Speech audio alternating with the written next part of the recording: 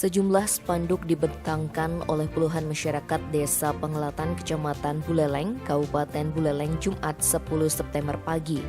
Aksi ini terjadi lantaran warga menolak eksekusi terhadap sejumlah fasilitas publik seperti setre, lapangan umum, balai banjar termasuk kantor perbekal Desa Pengelatan.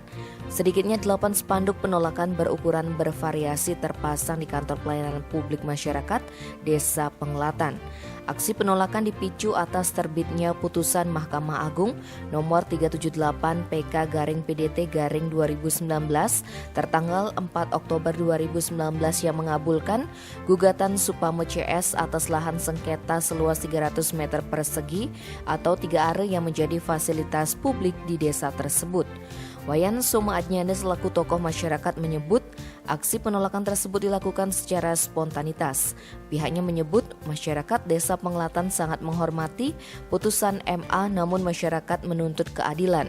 Pasalnya terdapat kejanggalan dalam putusan tersebut.